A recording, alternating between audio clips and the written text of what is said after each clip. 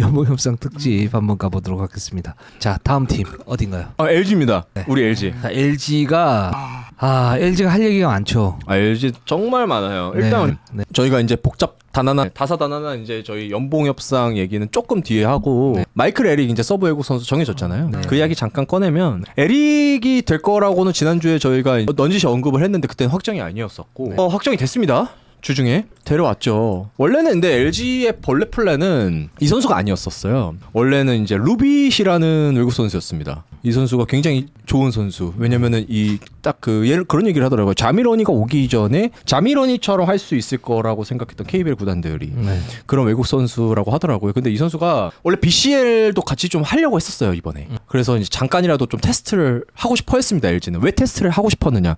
이 선수가 아킬레스건 부상을 당했었어요.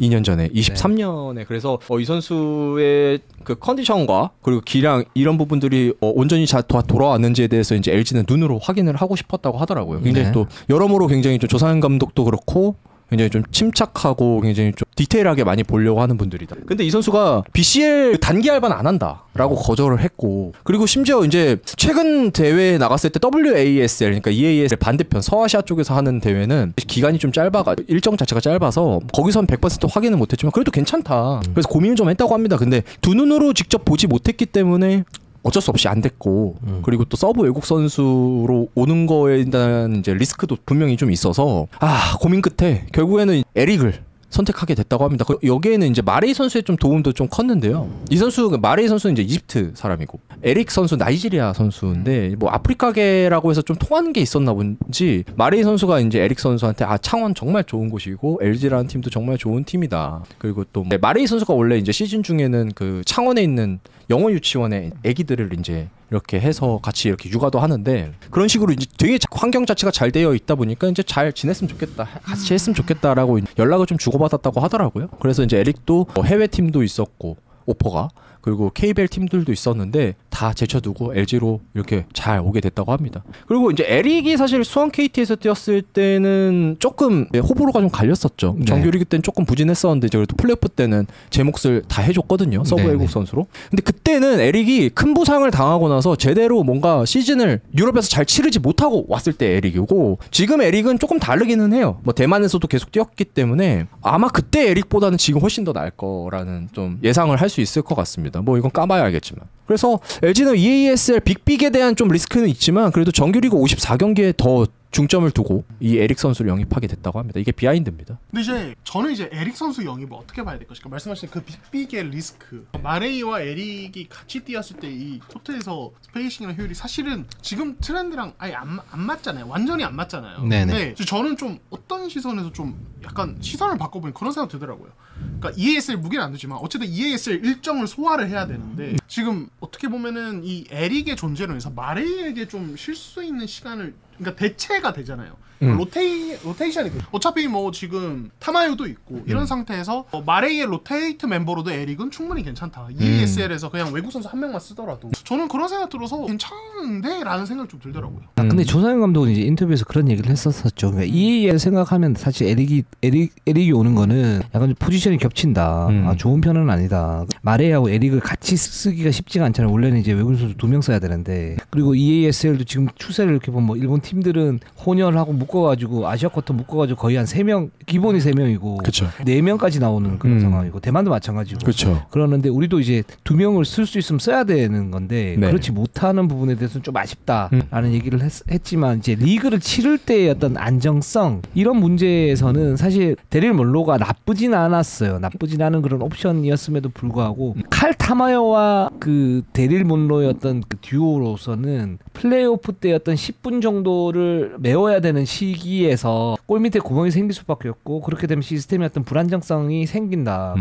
그렇게 본다면 이 옵션을 이제 빅맨으로 데리고 가서 여기에 수비가 괜찮고 골밑 지배가 되는 그런 이제 선수를 데리고 오게 된다면 그런 이제 10분의 어떤 후유증을 최소화할 수 있을 거다라는 어떤 판단이 깔려 있지 않았나라는 생각이 들고, 그래서 LG는 LG 갈 길대로 간다라는 이제 느낌이 들었어요. 근데 그게 이제 잘 될까 아닐까는 좀 봐야 될 것 같아요. 왜냐면은 거기에서 어떤 단점 중에 하나 하나가 상대가 LG가 어떻게 할 것인지에 대해서 한테는 예측을 하고 올 수 있거든요. 베리에이션이 없잖아요. 그러니까 마레이도 빅맨이고 그리고 골 밑에서의 어떤 활동력이 좁고 에릭은 더 좁고 그런 상태에서 마레이는 기본적으로 스크린을 쳐주고 거기서 롤에서 패스를 받고 거기서 들어가거나 아니면 볼드윈도는 빼주는 그런 역할까지 할 수 있는데 에릭도 비슷한데 마레이보다는 못하거든요. 그렇게 본다면 상대가 준비를 할 때 어떤 수비 포메이션을 똑같이 가지고 가도 별다른 문제가 없다라는 그런 결론이 나옵니다. 그렇게 되면 그거는 정규리그 때 약간 좀 문제가 생길 수도 있겠다. 아무리 LG가 수비 조직력이 좋고 공격적으로 포메이션도 안정적이라 할지라도 이제 그렇게 수비에서 익숙한 어떤 포메이션을 계속 40분 내내 쓰는 거는 부작용이 생길 수 있다. 이 부분은 좀 고려를 좀 해야 될 것 같아요. 제가 볼 때. 중요한 포인트 말씀해 주죠. 저는 약간의 차이는 있는데 저는 이제 약간 거기에서 반박 한번 해보자면, 그러니까 LG가 지난 3년 동안 보면은 외국 선수 쪽에 부상 이슈가 항상 있었죠. 뭐 마레이도 물론 심지어 커닝햄도 아팠었죠, 자주. 맞아요. 근데 그때 LG를 보면 특히 커닝햄 아플 때 보면은 자 마레이가 있는데 백업 커닝햄의 일시교체 외국 선수 보면은 그 빅맨들을 데려와서 뭐 조시바라 또 보면은 잘 버텼어요. 그러니까 거기다가 저는 이제 그런 생각 들더라고요. LG는 기본적으로 수비의 팀이고 그랬을 때 이 옵션이 그때 커닝햄의 대체 외국 선수 케이스나 LG가 마레이 없을 때 버티는 거 보면은 빅맨 외국 선수가 들어와서 수비로 버텨주면은 올해 이 팀은 되게 잘 버티는 쪽에 속했어서 잘하지 않을까라는 좀 그걸 한번 봤었기 때문에 저는 그런 좀 긍정적인 생각도 좀 들더라고요. 그래서 다르게 보면은 그 부분 공격적인 문제가 있지만 다르게 관점을 달리해서 보면은 이 팀은 40분 내내 수비가 되게 안정적인 그 LG 특유의 색깔을 꾸준히 유지할 수도 있겠다. 건강만 하다면은 이런 생각도 좀 들을. 그 부분도 저도 동의는 합니다. 동의가 됩니다. 그렇습니다. 근데 뭐 사실 뭐 에릭 선수가 메인 이벤트는 아니에요. LG의 진짜 메인 이벤트는 사실 연봉 이번에 보수 협상입니다. 일단 발표가 됐습니다. 정인덕 선수가 저희가 지난주에 말씀드렸던 것처럼 3억 원이 됐어요. 근데 뭐 보수 30위 안엔 들지 않았기 때문에 다음 FA 시장 때 아마 굉장히 인기가 많을 걸로 이제 예상이 됩니다. 그리고 이 선수가 고관절 좀 다쳤었잖아요. 지금 잘 걸어다닌다고 합니다. 다리를 좀 드는 거에 있어서 아직까지는 좀 불편함이 있다고 하는데 지금 열심히 재활 중인 것 같아요. 체육관에 와서. 그리고 이제 그 다음이 이제 양우석 선수인데 양우석 선수는 원래 7억 5천만 원이에요. 근데 이 지금 상무에 있다 보니까 이제 분할 계산이 되다 보니까 지금 2억 7,700으로 나와 있는 거고 그다음에 양준석 선수가 2억 7천만 원으로 많이 올라왔죠. 100%. 그리고 유기상 선수도 2억 2천 많이 올랐습니다. 허일영, 장민국은 삭감이 됐고요. 한상혁 선수는 FA니까. 박정현 선수도 다시 1억 원대로 돌아왔네요. 이경도 선수 뭐 그렇고요. 여긴 근데 이제 이 앞에 있는 선수들 빼고 핵심은 전성현과 두경민입니다. 근데 여기서 하나만 좀 얘기를 하면 정인덕 선수를 무보상으로 한 거 이 부분은 어떻게 좀 보세요? 무모한 선택이다. 그때 말씀하셨던 부분하고 이제 스탠스가 변하지는 않았다. 민중훈 기자는 무모하다. 뭐 정인덕 선수가 LG에 대한 애정이 분명히 저는 있을 거라고 봅니다. 왜냐면 사실상 은퇴했던 선수인데 다시 LG에서 기회를 받았고 그래서 다시 돌아와서 이렇게 억대 연봉이 아니죠. 3억 원의 선수가 됐기 때문에 이런 부분에 있어서는 분명히 LG의 메리트가 있다고 봅니다. 근데 그거는 메리트지 확신이 아니거든요. 그래서 혹시 몰라요. 어찌 될지. 그리고 정인덕 선수도 가정이 있는 또 선수기 때문에 여러 가지 고민이 될 텐데 물론 LG에 남을 가능성이 높다고 저는 보지만 그럼에도 너무 좀 배짱이 아니었나? 그래서 물어봤어요. 왜 굳이 그렇게까지 하실 필요가 있을까요? 그래도 어차피 셀러리 캡도 많이 비는데 조금 더 대우를 해줘서 보수 30위 안으로 들어가면 상징성도 분명히 있고 이 선수의 경우에는 근데 정말 잘했거든요. 기록적인 면에서 사실 3억 원대가 아닐 수도 있어요. 기록만 보면. 근데 우리나라에서 정말 우리가 모두가 인정할 수 있는 거의 유일한 3&D고 정말 우리가 정의 내리는 진짜 유일한 3&D고 거기에다가 챔피언 결전전 우승에 있어서는 정말 공헌도가 남달랐죠. 근데 참 아쉬운 것 같아요. 그리고 이 선수는 아까 지금 유튜브님께서 악법이라면서 이렇게 말씀하시는데 이건 핀트가 좀 다른 게 전현우 선수는 연봉 상승에 대한 그런 기준점이 없는데 억지로 올린 거고 정인덕 선수는 그럴 만한 기준점이 있는데 안 올린 거라서 이건 좀 다르게 봐야 된다라는 거죠. 그건 당연히 말이 달라질 수밖에 없는 거예요. 그건 당연한 겁니다. 근데 LG도 정관장이랑 마찬가지입니다. 본인들이 구단이 가지고 있는 그 전체 선수 연봉 산정 기준이 있기 때문에 거기에 맞춘 것이다 라고 얘기하기 때문에. 이동환 기자는 좀 어떻게 보십니까? 저 여기서 이 정인덕 선수의 32건 박이 유력하죠. 지금 바뀐데 바뀌어요. 네, 바뀐데. 네. 근데 여기서 이제 아까 기자께서 이 정관장의 이런 어떤 결과를 놓고 이제 되게 날카롭게 보셨잖아요. 저 한번 약간 따라해볼게요. 네네. 자, 왜 그러니까 뭐 이제 뭐 지난주에 미주기 얘기했지만 LG는 뭐 정인호 선수에 대한 뭐 자신 있고. 근데 저는 한편으로는 다음 시즌에 양홍석 선수가 이번 시즌 1할 계산으로 2억 7천 정도 받는데 다음 시즌 확 뛸 거예요. 왜냐면은 이제 FA 대호로 데려왔고 어느 정도 그 과정에서 이제 모든 구단이 영입할 때 그렇듯이 어느 정도 약속된 부분이 있겠죠. 확 뛸 거고 무조건. 양준석, 유기상은 부상으로 시즌을 뭐 그르치지 않는 한은 무조건 상승 곡선이에요. 그러니까 지금 보면은 양홍석, 양준석, 유기상 이 세 명의 어떤 다음 시즌 상승분과 이런 것들을 감안했을 때 LG가 정인덕에 대한 그런 건 있겠지만 잡고 싶은 마음이 있겠지만 한편으로는 이 선수가 저는 정성호가 4억 5천이었는데 저는 5억 만약에 퍼포먼스 이상하지 않으면 5억 받을 수 있다는 생각이 네, 5억 안팎의 형성될 가능성이 되게 높습니다. 지금까지 어떤 그 경량으로만 보면 그렇죠. 네. LG가 이런 셀러리 캡적인 부분에서 정인덕을 잡을 이 필요성에 대해서 200% 느끼고 있을까 정말로? 한편으로는 그러니까 만약에 금액을 30을 묶어버리면 다른 팀들이 좀 주저하게 되죠. 조금 주저하게 되죠. 왜냐면은 보상 금액이 있으니까 물론 이 3억 뭐 5천 뭐 이러면은 7억은 다른 대여들에 비하면 좀 상대적으로 낮은 금액이긴 하지만 그래도 묶이죠. 묶이고 이 기회비용이 큰데 3억으로 하면은 어느 정도 기회비용도 작아지면서 오히려 이제 다음 시즌 셀러리캡 생각하면은 안 묶어. 그러니까 저는 그런 생각이 드는 거죠. LG가 정말 정인덕을 잡을 생각이 있을까? 한편으로는. 그러니까. 네, 저는 그런 생각 들어요. 아까 정관장에서 그렇게 얘기하신 것처럼 LG도 정인석 그 케이스 아닌가? 라는 생각도 좀 들어요. 그러니까 저희 보면 지금 이제 전성현, 두경민을 제외하고 지금 셉 소진이 66.75%입니다. 그러니까 2억 260 정도 돼요. 2억 20억 정도예요. 20억. 그러니까 지금 10억이 남는 거잖아요. 10억이 남는데 여기에 두경민, 전성현을 제외하고니까 두경민, 전성현은 이제 빠이빠이를 한다고 치면 만약에 빠이빠이를 한다고 치면 쳐도 지금 그 10억 정도가 지금 남는데 여기에서 아까 말씀하셨던 이제 양홍석 같은 경우에는 한 4, 5억 정도 플러스가 될 거란 말이죠. 그렇죠.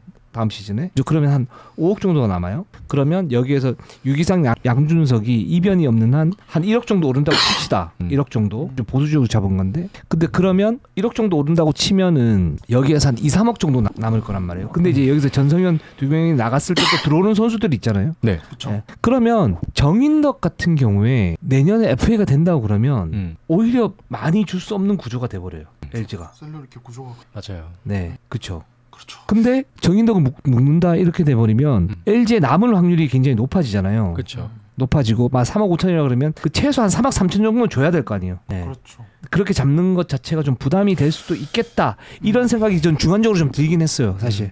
그리고 그 포지션 밸런스를 보면 정인덕 선수가 3번으로 이제 보통 뛰잖아요. LG에서. 근데 그 포지션에 양홍석이 돌아옵니다. 양홍석과 타마이오가 번갈아 가면서 20분씩 나눠 뛴다라는 거는 쉽게 상상하기 힘들죠. 왜냐면 고액 연봉 두 선수가 그렇게 한다는 거는 무조건 비효율적인 거니까요. 그렇기 때문에 한편에서는 어떤 시선이 있냐면 정인덕 선수가 이번 시즌만큼 해줄 수 없을 수도 있다. 그런 존재감 자체가 줄어들 수도 있다. 그렇기 때문에 LG에서는 무리수를 두지 않으려고 하는 것 같다라는 얘기들도 좀 있는 것 같더라고요. 근데 이게 선수 입장에서 보면 지금 보상 30위 안에 안 묶인 게 어찌 보면 본인 가치를 더 뛰어 올릴 수 있기 때문에 이 제도상에서는 나쁘지 않아요. 정인덕 선수 개인한테는 나쁘지 않은 일이야, 솔직히 말하면. 근데 제일 지금 땀 흘리는 건 LG 팬들이에요. LG도 정인덕 선수도 아니야, 솔직히 말하면. LG는 그걸 선택한 거니까 땀을 흘릴 이유가 없고 정인덕 선수도 오히려 보상 30위가 안 됐으니까 뭐 그래 오케이. 뭐 3억 원대 좋아. 어차피 연봉 올라갔으니까 거의 3배 가까이 2배 가까이 더 올라갔으니까 그리고 뭐 어차피 내가 LG 남든 아니면 다른 팀에 가든 어차피 다음 FA 때는 무조건 이거니까 윈윈이에요. 어찌 보면 윈윈인지는 모르겠어. LG가 윈인지는 모르겠는데 제일 지금 땀 흘릴 건 LG 팬들이에요. 그렇죠. 네. 사실 실제로 LG 의도가 그렇다고 해도 뭐 LG가 정인덕 선수 싫어하고 이런 건 전혀 없겠죠. 상황만 되면 남았으면 좋겠지만은 그런 현실적인 부분들이 있어서 오히려 LG가 약간 다른 구상을 하고 있지 않을까. 뭐 두 분 잘 얘기해 주시면 그런. 그리고 고구마 줄기님이 이제 허일영 장민국도 그때 FA 아닌 거 둘 다 안 잡으면 돈이 덜어질 텐데 하셨는데 그러면 한 4억 정도 또 남죠. 그렇죠. 그렇게 해서 뭐 정인덕을 잡을 수도 있는데 이 두 선수가 만약에 나가게 된다 그러면 여기 백업진을 보강을 해줘야 되거든요. LG에서는. 네. 그러면 그 연봉에 대한 어떤 그 압박이 뭐 비슷해지거나 아니면 좀 더 덜어질 수는 있겠지만 그래도 이제 이 선수 둘이 나간다고 하더라도 또 보강을 해줘야 되니까 네, 그런 부분도 고려가 돼야 될 것 같습니다. 네, 예. 그렇습니다. 그렇습니다. 그래서 정인덕 선수를 우리가 이렇게 많이 얘기한 건 뭐냐면 어떤 문제가 있다라기보다는 지금 경향은 사실 정인덕이 묶는 걸로 다 지금 나와 있는데 왜 안 묶었을까? 분위기가 그렇으니까요. 라는 부분에서 말씀을 드려본 거니까. 네, 알겠습니다. 예, 흥미 위주로 보시면 들으시면 될 것 같고요. 네. 자, 그럼 이제 전성현, 두경민을 얘기를 해보겠습니다. 이게 메인 이벤트예요, 사실은 오늘 방송에. 근데 저희가 두경민 선수에 대해서는 웨이버가 될 거다라고 말씀을 드렸었고 지난주에 최저 연봉을 아마 이제 제시하면서 연봉 조정으로 갈 거다. 그렇죠. 예, 말씀을 드렸었고 네. 그대로 됐고요. 전성현 같은 경우에도 조심스럽게 말씀드리긴 했지만 보수 조정 신청이 갈 거다. 그리고 트레이드 어떤 매물이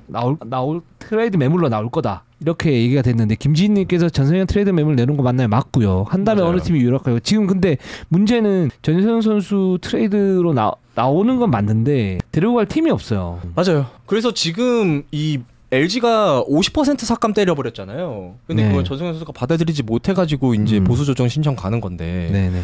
이 LG가 그러면 왜 이렇게까지 50% 무리한 삭감을 시키는 것이냐? 그게 이제 트레이드를 할 때 좀 가벼워 무게가 좀 가벼워지게 전성현 선수의 그걸 위한 좀 방법이라고 좀 보는데 근데 이게 또 LG에서는 그거를 선수랑 대화를 할 때 100% 인정을 안 한 것 같아요. 그러니까 솔직하게 얘기하면 되잖아요. 트레이드 할 거야. 알아보고 있어. 진짜 알아보고 있으니까 그래서 우리가 연봉 이렇게 깎는 거야. 강하게 깎는 거야. 라고 솔직하게 얘기를 하면 전성현은 보수 조정 신청 안 했을 거예요. 왜냐면은 그래야 본인도 다른 팀 가가지고 할 수 있을 때 유리하니까. 그렇죠. 네, 근데 왜 보수 조정 신청을 했을까? 얘기를 들어보니까 그럼 확 답을 안 줬대요. 트레이드에 대한. 그러니까 트레이드를 매물로 내놨다. 그리고 트레이드를 알아봤다. 이미 저희가 방송 때 누누이 말씀드리지 않았습니까? 어떤 팀이랑 알아봤고 근데 카드가 안 맞아가지고 틀어졌다라고. 근데 그런 상황에서도 확신을 안 주니까 그 확신을 안 주면 나는 2억 8천을 받아들일 수가 없다. 왜 그러냐? 아니 이대로 2억 8천 50% 삭감된 것 받고서는 나보고 다음 시즌 때도 LG에서 뛰라고? 이게 용납이 안 되는 거예요. 전성현 선수 측에서는. 그래서 이 부분 때문에 지금 문제가 있는 겁니다. 그거는 제가 들은 얘기하고 조금 다른데 저는 어떻게 들었냐면 전성현 선수 측하고 LG하고 트레이드로 나가자. 이거는 합의가 된 걸로 알고 있고 그 연봉 조정 신청이 들어간 거는 그 전례가 사실 없잖아요. 그 5억이 넘는 선수 고액 연봉자 이렇게 50% 하프까지 깎는 건 사실 전례가 없는데 거의 없죠. 이 부분에 대해서 LG가 설명을 좀 그러니까 정확하게 해주지는 않았다라는 게 저는 이제 전성현 선수 측에서 얘기하는 부분 같고 그래서 이제 이렇게 되면 우리는 나는 받아줄 수가 없다라고 했던 것 같고 그게 LG가 거기에 대해서 정확하게 얘기를 안 했다라는 게 이제 전성현 선수 쪽의 주장이고 LG 쪽에서는 전성현 선수가 한 게 없다. 기본적으로 한 게 없고 재활만 계속 했었고 그리고 플레이오프 때도 사실 가세해가지고 한 게 없기 때문에 이렇게 우리 연봉 입장 기준에서는 이렇게 하는 게 맞다. 이렇게 지금 주장하면서 이제 팽팽하게 대립선을 세우는 것 같거든요. 이게 모르겠어요. 근데 LG도 LG 나름의 기준이 있기 때문에 이렇게 했다고 얘기를 하는데 이 50% 삭감의 예가 많지가 않아요. 이게 이제 예를 들어서 그 시즌에 아예 그냥 전체 부상으로 아웃이 됐거나 네네. 아니면 몇 경기 못 뛰었거나 불의의 사고가 있었거나 뭐 이런 경우면은 50% 삭감이 없지 않아 있긴 합니다. 적지만 있기는 해요. 근데 전성현 선수가 지난 시즌 때 저도 좀 놀라긴 했는데 37경기 나왔어요. 적지 않아요. 19분 23초를 뛰었고 7.3점을 넣었어요. 이게 우리가 이제 아는 프라임 전성현에 대한 기록을 보면은 좀 아쉽죠. 거의 절반 넘게 다 떨어졌으니까 기록이. 근데 37경기를 나왔는데 50% 삭감? 이걸 이제 못 받아들이는 거예요. 이 기준 자체에 대해서. 이게 아까 제가 인상에 대해서 합의가 됐는데 논쟁 때문에 보수 조정 간 선수가 배병준이거든요. 배병준 40경기. 그러니까 전성현이랑 비슷하죠, 사실. 그래서 그 기준을 놓고 보면은 거기서는 이런데 여기서는 이렇다. 그러면 약간 전현 선수 입장에서 좀 억울할 수 있는 부분이 같고 그리고 이제 출전 시간을 좀 나눠 가지다 보니까 로테이션 멤버로 가다 보니까 출전 시간이 줄어서 사실 볼륨은 뭐 주는 게 당연한 것 같고 근데 50%? 근데 뭐 LG 입장에서도 사실은 근데 뭐 이제 솔직히 서운한 부분이 있을 것 같아요. 왜냐면 몸에 대해서 그렇게 이제 시즌 전부터 이제 많이 이야기를 했는데 어쨌든 완전히 건강한 시즌이 아니었기 때문에 그 부분에서 LG도 또 이제 할 말이 있을 것 같고 참 좁혀지기 좀 어려울 것 같다는 생각도 들고요. 이건 좀 봐야 될 것 같아요. 양측 주장이 다 다르고 기본적으로 좀 다른 부분들이 있고 기본적으로는 이제 전성현 선수 같은 고액 연봉자면 몸을 만들어서 뛰는 게 맞죠. 사실 제안을 많이 했던 것도 사실이고 거기에 대해서 LG 측에서는 우리는 배려를 할 만큼 했다라고 보고 있는 거고 전성현 그럼에도 불구하고 내가 뛰지 않았냐 이렇게 얘기하는 그 입장이었던 평행선이 있는 것 같은데 이건 좀 봐야 될 것 같습니다. 그리고 LG는 그 연봉 기준점이 내부에 있는데 거기에 대해서는 좀 자신 있다라고 지금 얘기하는 상황이고 두경민 선수 이제 최소 연봉 제시한 부분도 그렇죠. 근거가 있다라고 얘기하는 부분이니까 이거는 저희가 연봉 조정 신청이 어떻게 되느냐 여기에 따라서 또 얘기를 한번 나눠보면 좋을 것 같습니다. 이게 분위기가 좀 애매해요. 뭐 어떻게 될지는 모르겠지만 결과는 어차피 재정위원회가 열려서 연봉 조정 이게 돼야 되는데 이게 전체적인 분위기가 전성현 선수는 물음표인데 두경민 선수는 선수 측에 좀 유리한 상황이다. 라는 싸움이 될 것 같다라는 분위기가 좀 있는 것 같더라고요. 그렇습니다. 그건 보시죠 뭐. 네, 알겠습니다. 지켜보시죠. 자, 그럼 다음 팀으로 한번 가보도록 할까요? 네. 다음 팀 소노입니다. 소노입니다. 네, 소노도 엄청나게 특별한 소식은 없었어요. 근데 딱 하나가 있습니다. 네. 이정현 선수. 네. 와우, 5억 원이에요. 4년차 5억 원이면은 제가 이걸 기록을 좀 찾아봤는데 뭐라고 해야 될까? 예전에 그 기아 혼혈 선수들, 그러니까 전태풍, 이승준, 문태영 선수가 4년차 연봉이 5억 원이더라고요. 그러니까 그 레벨. 물론 세월이 흐르면서 이제 시장 가치는 좀 달라졌겠지만 돈에 대한 가치도 달라졌고 그럼에도 그때처럼 딱 5억 원이에요. 이게 이해가 가면서도 물음표가 좀 있는 부분이긴 합니다. 아, 그렇죠. 작년에 뭐 예를 들어서 풀게임을 뛰고 팀의 에이스 역할은 항상 하는 선수니까 풀게임은 아니어도 뭐 예를 들어서 한 35게임 몇 게임 뛰었나요? 32경기 뛰었습니다. 32개 뛰었죠. 그러니까 이제 40게임 안팎을 뛰고 뭐 그랬다면 이 인상률이 충분히 이해는 갑니다. 근데 그 정도는 아니었기 때문에 인상률이 조금 과도하지 않나라는 생각이 좀 들기는 해요. 저는 개인적으로. 일단 저희가 이제 이거에 대해서 얘기를 하기 전에 그 어떻게 이제 협상을 하게 됐는지에 대해서 물어봤더니 이정현 선수가 원래 지난해는 이제 욕심이 좀 있었어요. 3년차 최고 보수에 대한 욕심이 좀 있었다고 하더라고요. 네. 그래서 아마 2위를 했을 겁니다. 방성윤 다음으로 이제 많은 돈을 받았죠. 근데 이번에는 그런 얘기는 안 했대요. 그냥 주는 대로 받겠다. 왜냐면 본인이 지난 시즌 때 부상으로 너무 많은 경기를 결장을 했으니까요. 22경기를 못 나왔죠. 그래서 이제 그랬는데 소노에서 5억 줄게. 서로 그러니까 이정현 선수 놀랐다고 하더라고요. 사실 뭐 삭감도 어느 정도 뭐 삭감까지는 아니더라도 동결 정도는 이제 고려를 했던 것 같은데 갑자기 확 올려주니까 그래서 이제 뭐 소노는 뭐 공식적인 멘트로는 이제 에이스대우 우리 무조건 에이스대우 한다 이정현 에이스대우 이거에 대한 이제 약간 좀 되게 밀어붙이는 성격이 좀 있는 것 같습니다. 그리고 제가 뭐 좀 옳은 게 좀 과도하다라는 말씀을 드렸지만, 근데 여기서 이제 특수한 환경이 좀 있는 건 뭐냐면 소노는 이제 이정현 선수를 프랜차이즈 스타로 놓고 키운다. 그렇죠. 라고 봤을 때는 거기에서는 이제 우리 에이스니까 대우를 해줄게라는 부분하고 또 하나는 뭐냐면 셀러리 캡에 대한 압박이 그렇게 많지는 않은 팀이에요. 이 팀이 지금 27억 5천 정도를 썼는데 30억 치면은 91.87% 이제 셀러리 캡 소진율이거든요. 그렇죠. 그렇기 때문에 그 정도는 이제 에이스의 어떤 대우, 그러니까 지난 시즌 좀 부진하더라도 에이스이고 앞으로 에이스일 거고 FA 때도 웬만하면 우리 팀에 남아달라라는 어떤 그 메시지를 강하게 보여주는 선에서는 그럴 수도 있겠다라는 생각도 듭니다. 저는 이제 그 특수한 변수 말씀하시지만 저는 또 하나가 생각나는 게 사실 이번에 그 FA 시장 때부터 좀 도는 소문 중 루머 중에 하나가 뭐냐면 그러니까 이정현 선수가 관심을 받고 있는 곳이 단순히 한국분이냐 그건 아닌 것 같은 분위기. 일본도 원해요. 그렇죠. 자, B리그에서 이정현 선수에 관심이 되게 많다는 이야기가 들리고 있고. 그렇죠. 근데 이제 여기서부터 그냥 루머인데 이 B리그에서 관심을 가지면서 이 생각하는 금액이 상당히 세다는 이야기. 맞아요. 자, 소노 입장에서 말씀하신 여러 가지 이런 상황 봤을 때 KBL 내에서 봤을 때 건강하지 못했던 시즌을 보낸 선수 이 정도 하는 거 사실 좀 합리적이지 않죠. 근데 자, 외부에 강력한 경쟁자, 머니 파워를 가진 경쟁자가 있다면 소노가 이렇게 할 수도 있겠다는 생각도 들어요. 맞아요. 저는 뭐 이거 사실 그냥 저희 뇌피셜입니다. 근데 그거 생각하면 가능할 것 같다는 생각. 저는 그렇게 좀 받아들여집니다. 그렇죠. 이야기들을 생각하면. 왜냐하면 그 B리그에서 이정현 선수의 어떤 역할을 할 수 있는 부분들은 많이 있을 수 있죠. 거기서 이제 한두 명 정도의 어떤 그 일본 국내 선수들인데 대부분 다 가드예요. 근데 그걸 아시아 코트로 채울 수 있죠. 그죠. 그렇습니다.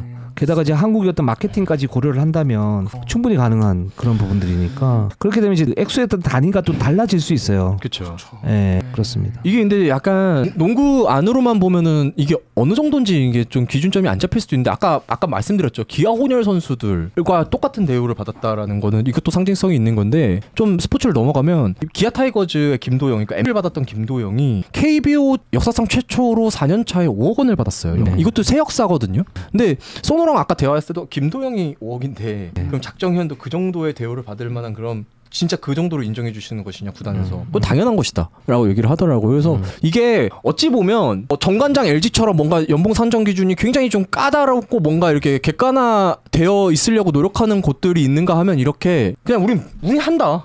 너네가 뭐 하든 난 상관없어. 우리는 이렇게 밀어줄 거야 라고 하는 곳들도 있다라는 거가 좀 차이점이라고 보시면 될 것 같습니다. 그렇습니다. 여기에서 이제 정답은 없고 네, 정답 없죠. 각 팀마다 이제 다 기준점이 다 다르기 때문에 거기에 대해서는 이제 존중, 그 리스펙을 하는데 그게 이제 마지노선이 있는 거거든요. 있는 부분이고 이게 넘어서면 좀 이제 논란이 될 수 있는 부분들이잖아요. 그 부분은 이제 팬 여러분들께서 훨씬 더 잘 아실 텐데 그런 점에서 이정현 선수의 30컵 인상률의 5억은 이런 그 요소들을 생각을 하면 그럴 수 있겠다. 살짝 오바이긴 한데 그럴 수는 있겠다라는 생각이 들긴 합니다. 그렇습니다. 손호는 아낌없이 썼네요. 그렇습니다. 그래서 최종욱 선수가 이제 3억 6천 10% 깎였고 정희재 선수도 좀 깎였고요. 김진우 선수도 동결이고 임동섭은 올랐습니다. 잘했죠. 네. 잘 버텼죠. 잘 버텨줬죠. 그렇습니다. 네. 그렇게 해서 소노는 뭐 무난하네요. 여기에 이 연봉표에 안 들어가 있는 선수들이 좀 있어요. 아까 이준호님께서 계속 채팅창에 질문을 주셨는데 저기 누구냐?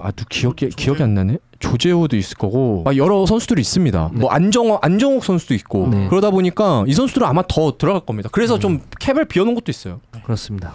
제국이 빵셔틀님께서 작전을 혼자 하는 농구는 날라리 농구인가요? 아닙니다. 저희는 그때도 아니라고 네. 그러니까 저 날라리 농구라는 얘기는 이제 김태술 전 감독이었던 워딩인데 저거는 아닌 것 같고 혼자 할 수 있는데 해결이 되잖아요. 저 선수는 해주잖아요. 네. 그럼 저 선수를 위주로 조금 더 편한 상태에서 슛을 쏘거나 이제 득점을 하는 어떤 그런 시스템을 만들어주는 게 훨씬 더 효율적이다라는 생각이 들고 그게 이제 혼자 하는 농구는 아니니까 사실 혼자 하는 농구 자체가 그 팀의 어떤 시스템이 굉장히 좀 허술하다는 그런 부분을 반증하는 거예요. 그러니까 그 절대적인 어떤 에이스가 작정현 같은 에이스가 있다라고 했을 때는 그 선수가 어떤 지점에서 어떻게 썼을 때 가장 확률이 높은가를 계산을 해서 거기에 맞춰서 선수들을 배치를 해주잖아요. 그게 어떻게 보면 팀 전술 중에 하나인데 그런 걸 해줘야 되는데 그런 걸 안 해주니까 혼자서 슛을 쏘고 무리한 슛 셀렉션처럼 보이는데 그거를 날라리 농구다 이렇게 얘기하는 거는 좀 구시대적이지 않나 라는 생각이 그렇죠. 민기남 선수가 없는데 이게 없는 선수들은 제가 한 번 더 확인해봐야겠지만 보통 군대 가거나 뭐 이럴 겁니다. 그렇습니다. 자 그러면은 잠깐 슈퍼챗 소화하고 다음 팀 갈까요? 다음 팀은 KT고 자 슈퍼챗 빨리 하면은 디토로로님이 우승팀이 셀러리 캡 70%도 못 채운 아이러니한 상황. 지금 말씀하시는 거죠? 아까 했고요. 고구마 줄기님도 했고요. 네 이준호님도 저희가 지금 방금 다뤘고 다 다뤘습니다. 네 그렇습니다. 자 그럼 KT로 넘어가 보도록 하겠습니다. 네 KT도 지금 이제 잘 끝냈고요. 잘 끝냈는지 뭐 막판에 조금 이제 뭐 협상이 좀 길어진 건 맞는데 그래도 잘 마무리됐습니다. 일단 문성곤 선수가 33%가 삭감이 돼서 이제 5억 원이 된 게 또 하나 좀 특징이고요. 또 하윤기 선수가 뭐 소폭 상승하겠지만 이제 4억 원대가 안 됐고 3억 9천만 원에 계약을 했고요. 한희원 선수 FA였고 정창영 FA였고 문정현 선수가 67% 상승해서 인상돼서 2억 원. 박준영 선수가 88% 인상이 됐는데 1억 5천만 원이에요. 여기가 이제 포인트입니다. KT는. 네, 그리고 이제 다른 선수들 뭐 이현석 선수 FA였고 다른 선수는 뭐 그렇습니다. 박준영 선수 얘기 잠깐 하면 뭐 이 선수도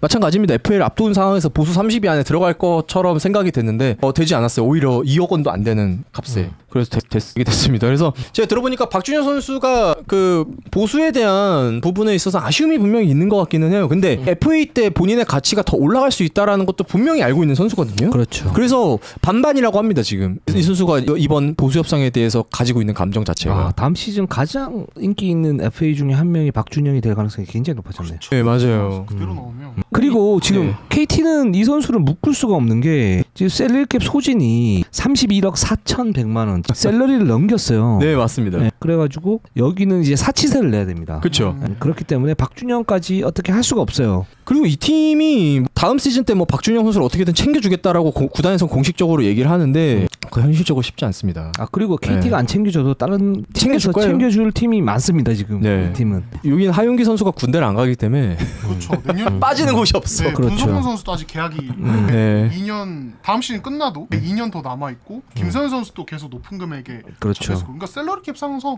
박준영을 경쟁에서 이겨서 데리고 있다? 그러면은 소신율 110% 이상 생각해야 되지 않을까요? 그 김선영 선수가 8억 받는데 지금 연봉 1위가 그러면 김선영이 되는 거죠. 네, 공동 1위로 알고 있습니다. 네, 허훈 선수도 있고요. 허훈 선수가 그렇습니다. 그렇습니다. 그래서 KT는 뭐 특별한 보수 협상이 있어서 뭐 과정 자체가 뭐 순탄하진 않았으나 그래도 잘 마무리가 됐다고 볼 수 있을 것 같습니다. 그리고 외국 선수 이제 서브래 메인 외국 선수가 아직 결정이 안 된 유일한 팀이에요, 사실상. 네, 그래서 지금 뭐 오카포 지난주에 저희가 말씀드렸지만 제가 따로 트위터 계정으로 떼가지고 얘기를 말씀드렸는데 무산됐습니다. 일본 쪽 갈 것 같다라는 얘기가 좀 있더라고요. 그래서 뭐 더 좋은 오퍼가 왔기 때문에 갈 수 없다라는 답이 왔다고 합니다. 그래서 지금 KT가 지금 빅네임들을 좀 많이 리스트업을 했고 알아보고 있는데 대부분 잘 안 되고 있어요. 여러분들께서 아시다시피 여러 선수들 뭐 지난주에 해주셨었잖아요. 뭐 그 선수들이 대부분 다 들어가 있는 것 같더라고요, 리스트에. 근데 막 진짜 빅네임들 막 NBA에서 막 상위 순번에 막 지명됐던 선수들 막 이런 선수들이 많은데 근데 그 선수들 중에서 정작 관심이 막 진짜 서로 막 대화가 긴밀하게 잘 되는 선수는 그렇게 많지는 않은 거 아예 없는 것 같더라고요, 사실상. 그리고 KT가 원하는 선수는 사실상 원하는 선수 오카포 다음으로 그 선수는 이제 안 올 것 같고 지금 현재 분위기가. 그래서 KT도 굉장히 답답해합니다. 그래서 원래 서머리그는 이제 보통 서브 외국 선수를 찾거나 로또처럼 아니면은 그냥 이미 영입한 선수와 대화를 나누고 그 선수와 뭐 생활을 어떻게 하는지 이런 걸 좀 보려고 가는 곳이 서머리그인데 아니면 다다음을 위한 리스트업을 위해서 그런 건데 이번에 지금 KT가 서머리그에 나오는 선수들마저도 영입 리스트에 지금 계속 들어와 있는 것 같아요. 그래서 이러다가는 만약에 지금 연결하고 있는 외국 선수가 만약에 안 되면 이 선수들이 안 되면 서머리그 도박을 진짜 해야 된다라는 지금 위기의식까지도 가지고 있습니다. KT는 상황이 그리 막 순조롭진 않은 것 같아요. 상황이. 네, 그래서 KT 팬분들이 굉장히 좀 급하시겠죠. 아무래도 우승한다고 했는데 메인 외국 선수가 안정해져 있으니까 이게 뭐랄까 장고 끝에 악수가 될지 아니면 진짜 로또에 당첨이 될지는 한번 좀 지켜봐야 될 것 같습니다. 서머리그 가면 이번 비시즌부터는 외국 선수들이 8월 4일, 5일 이때부터 입이 가능하거든요. 네. 근데 서머리그 가서 계약을 하면은 7월 한 중순 갈 수도 있는데 하고 바로 들어오게 하고 쉽지 않을 것 같다는 생각도 드는데 여러 가지로 좀 약간 밀리는 상황이 있을 수도 있을 것 같고. 서머리그는 뭐 아니면 도라기보단 뭐 아니면 백도입니다. 뭐 아니면 백도예요. 뭐 아니면 백도. 근데 이 팀이 참 외국인 선수 시스템이 계속 좀 이러네요. 베스나 뭐 이런 경력자 외국 선수들도 아예 관심이 없는 거 아닌 것 같더라고요. 근데 다만 이제 베스가 그동안 너무 쉼없이 뛰어왔고 몸 상태도 지금 완전하지 않다 보니까 후순위로 많이 후순위로 좀 두고 있는 것 같습니다. 지금 빅네임들 얘기 들어보면 난리예요. 뭐 나는 무슨 뭐 2K 하는 것 같았어. 기준점을 높게 잡고 있는 것 같아. 많이 기준점 진짜 많이 높게 잡는 느낌이에요. 그래서 뭐 진짜 차라리 이럴 거면 아닙니다. 진짜 아니 왜냐하면 그 어떤 도박을 해야 된다 그러면 그러니까 자리로 오카포 같은 경우는 사실은 좀 불분명했잖아요. KT 쪽에서는 연결이 됐다라고 그러지만 이게 제가 그러고 나서 저희가 며칠 안 있다가 제가 무산됐다고 말씀드렸는데 저도 의문점이 있는 거예요. 그때는 그렇게 해놓고서는 갑자기 무슨 뭐 저한테 그러더라고 잘 될 뻔했다 그러더라고요. 그래서 그 며칠 안 되는 시간 동안 그렇게 긴밀하게 대화가 오갔냐 그러니까 그랬대요. 구단에서는 공식 멘트는 그렇습니다. 근데 그러다가 간을 보다가 일본으로 갔다 뭐 이런 식으로 얘기를 하는데 이게 너무 불분명해서 얘기 자체가 그러니까 며칠 전에는 의사 표현을 했다 그러고 조건만 맞춰봤다. 봐봐 이런 거예요. 내가 자리로 오카포야. 얘 KT B리그 딱 했어요. 자 KT에서 오퍼를 해봐요. 우리 쪽으로 와주시겠습니까? 얼마요? 우리 70만밖에 못 주는데. 70만? 긍정적으로 한번 고려해 볼게요. 알겠습니다. 자 B리그에서 100만 드릴게요. 근데 KT가 좀 더 줄 수도 있을 것 같은데. 그러면 뭐 저희 더 드리죠 뭐. 한 120 콜? KT는 안 되겠네요. 이런 시간입니까? 그렇죠. 보통 이렇습니다. 그리고 이제 들어보니까 그 B리그가 이제 프리미어 리그로 바뀌면서 이 외국 선수 시장도 같이 커지다 보니까 유럽이나 미국 에이전트들도 굉장히 거기에 집중 많이 하고 있다고 하더라고요. 이게 이제 영입 무산이 된 구단의 변명인지 아닌지 모르겠습니다만 그건 사실 관심이 없습니다. 그냥 팩트만 보면 돼요. 무산이 됐어요. 그리고 다른 선수들을 찾고 있는데 빅네임들입니다. 근데 이게 맞나라는 생각이 드는 거죠. 그 만약에 없으면 지금 아이지아 힉스는 어디로 갔나요? 아이지아 힉스는 지금 푸에르토리코에서 뛰지 않나요? 그쪽으로 완전히 갔나요? 땜빵으로 뛰고 있지 않나? 제가 볼 때는 힉스 같은 경우 정도도 괜찮을 것 같은데 만약에 이도저도 없으면 힉스 글쎄요. 지금 가릴 때가 아닌 상황인 것 같긴 하거든요. 속도를 내요. 모르겠어요. 그래서 일단 상황이 그렇습니다. 그래서 좀 잘 이렇게 윤곽이 드러나고 하면 저도 시원하게 말씀드리고 싶은데 아직까지도 참 답답한 흐름입니다. 힉스 지금 B리그 못 갔을걸요. 지금 여기가 지금 오퍼가 많이 안 와가지고 굉장히 고민한다는 얘기를 제가 일주일 전 버전이거든요. 힉스 유럽 가요? 난 힉스 어디 가는지 모르겠는데 난 무슨 땜빵 뛰고 있는 걸로 알고 있는데 아닌가? 끝났나?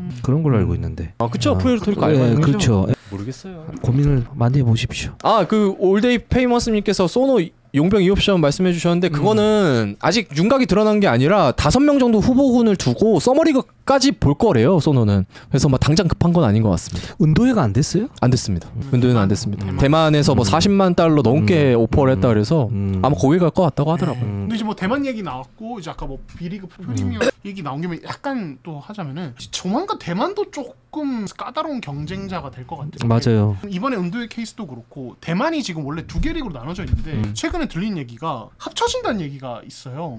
P랑 SBL이 그러면서 지금 거기도 씀씀이나 이런 규모가 커지면서 외국 선수 영입을 공격적으로 하고 거긴 또 이제 막 혼혈 기화나 이런 것도 적극적이어서 이렇게 되면 대만, 중국, 일본 사이에서 KBL이 이거 팀들 상당히 진짜 쉽지 않죠. 그 은대 같은 경우에도 말씀하신 것처럼 소노도 그렇고 캐도 그렇고 많이 찔러봤죠. 그만한 이제 이 옵션이 없으니까. 근데 소노 근데 KCC가 하이제킹 하려고 그랬죠. 근데 가격이 계속 올라가요. 이 은대가. 그러면서 이제 대만 리그에 실질적으로 오퍼가 왔고 그러면서 이제 가격 경쟁력에서 떨어지면서 바이바이 한 거죠. 줄 수 있는 건 한계가 있으니까요. 서브로서 소노는 33만밖에 못 주는 거. KCC가 더 좁아야 또 유유님께서 부르짖히시는데 제키 존스 매를 데리고 와라. 그분들 지금 건강하시죠? 저는 KT는 던스톤 데리고 오면 저는 무스타파. 무스타파. KCC 유력은 아니에요. 제가 알기로는 KCC 유력이라 그러면은 난리 납니다. 말도 안 되는 일이야 그거. 네, 그렇습니다. 리기 버치. 오케이. 주니어 버로. 로렌조 홀. 좋습니다. 네. 알겠습니다. 나이젤 딕슨. 네, 그렇습니다. 그래서 저희가 이제 KT는 끝났습니다. 외국 선수 잘 정했으면 좋겠어요. 우리 KT, 제가 응원하는 KT, 제가 사랑하는 KT, 수원의 자랑 KT. 알겠습니다. 그래서 KT는 이렇게까지 하면 될 것 같고 자 다음 팀 어디입니까? KCC. KCC 드디어 나오네요. KCC. 저희가 KCC를 지난번에 한번 마지막으로 배치를 했더니만 계속 그냥 그 뒤부터 이제 순서를 안 바꿔서 계속 마지막에 모비스랑 KCC가 지금 팬분들께서는 좀 그 다음에는 저희가 일부러 두죠. KCC 그럴게요. 1, 2부를 바꿀게요. 진짜 그러시죠. 좋아요. 자 일단 KCC는 1옵션 지난주에 쇼농 얘기를 했었잖아요. 근데 이제 공식 오퍼도 없고 공식 오퍼래 오피셜이 안 뜨고 그래서 진짜 쇼농이 맞냐 이런 얘기를 많이 하시잖아요.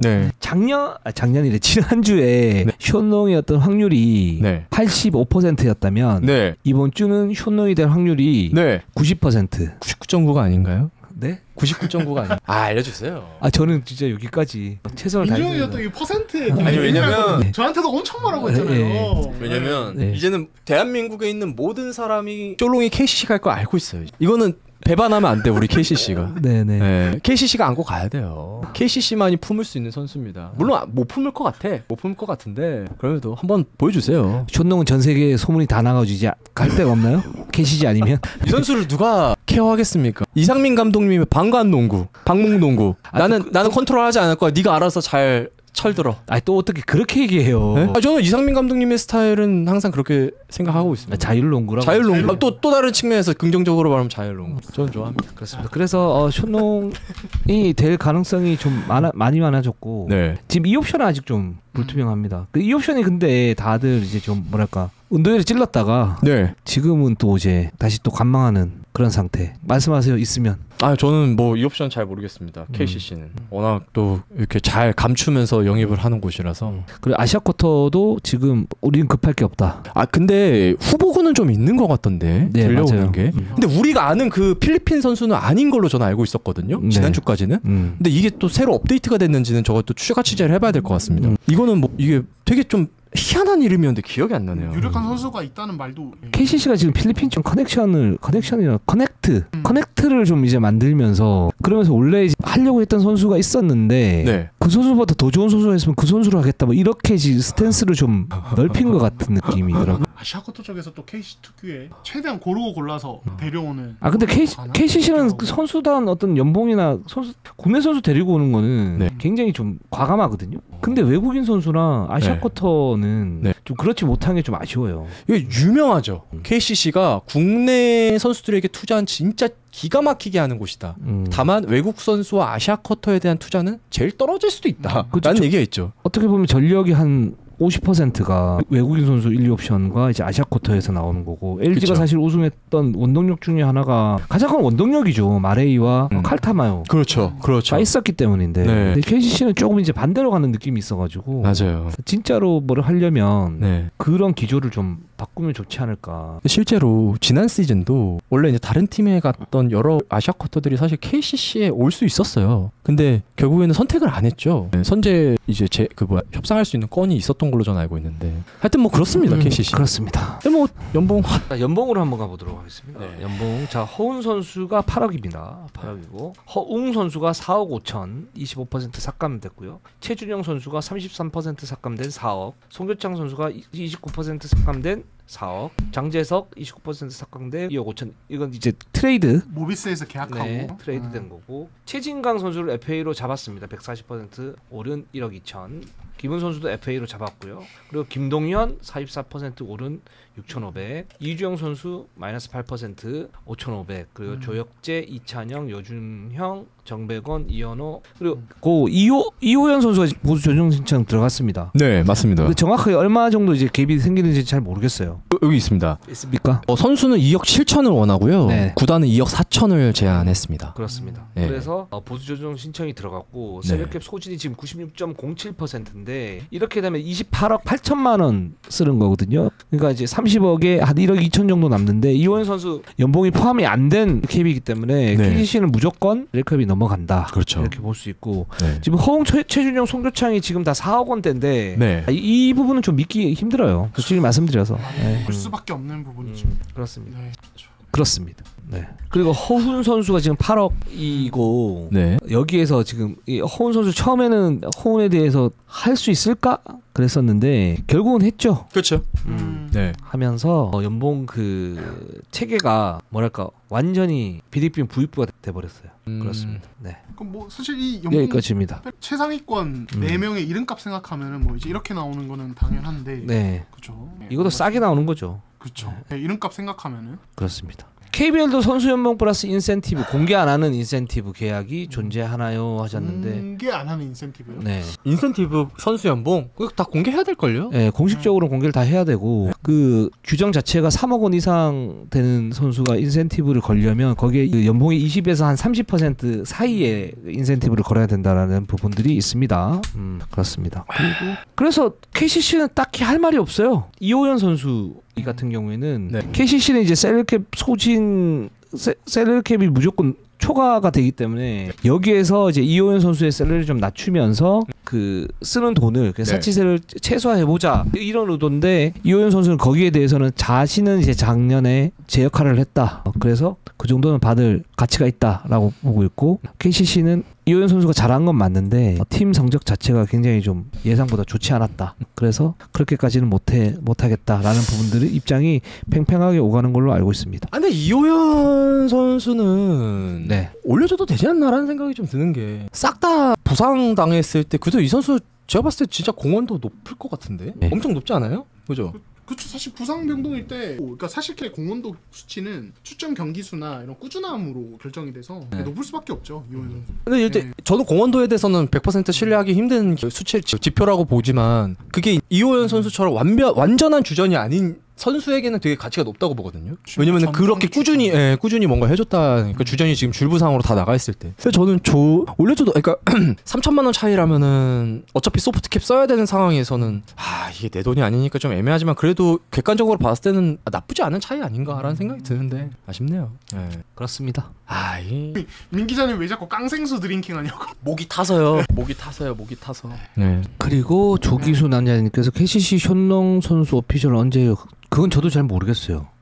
이러다가 또 만에 하나 어그러질 수도 있으니까 10% 확률은 절대 변수가 없을 만한 확률은 아니죠. 변수가 그렇죠. 있을 확률이죠. 그럼요. 외국 선수 쪽은 특히 10%는 특히 더 그렇죠. 그렇습니다. 자, 그리고 저희 뭐 슈퍼챗 조금 다룰까요? 네, 지금 QK님이 난 이런 헤인즈 없으면 안 돼. 아까 뭐 헤인즈 얘기가 약간 채팅창에 장난으로 나왔던 게 네. 또 문경 감독님과 에런 헤인즈 이 각별한 인연 때문에 이렇게 또 다들 뭐 장난스럽게 또 얘기를 하신 것 같고 네. 티토로로님이 얘기하셨고 이제 KCC 연봉 체감은 민중구의 생수 한 통으로 증명했다. 이렇게 또 이렇게 얘기를 하셨습니다. 네, 다들 에어볼 민중구 어디 갔냐고 지금 죽었어요, 그 사람. 그러니까 시원하게 얘기해달라 뭐 이런 얘기인 것 같은데 죽었어요. 빌라 뒤에서 담배 피며 컵을 까던 민중구 어디 진짜 다 보셨나 보다. 여러분 그때는요 음지의 민중구였다고 좀 봐주시면 될 것 같습니다. 그때 지금 제가 이르농구라는 이 우리나라 최고의 농구 방송에서 그런 식으로 했다간 바로 다시 옥상 갑니다. 네, 그렇기 때문에 조금만 민중구 초심 잃었네. 초심이요? 어제 일도 기억 못해요. 하지만 초심을 잃지 않았습니다, 여러분. 네, 초심을 잃지 않았습니다.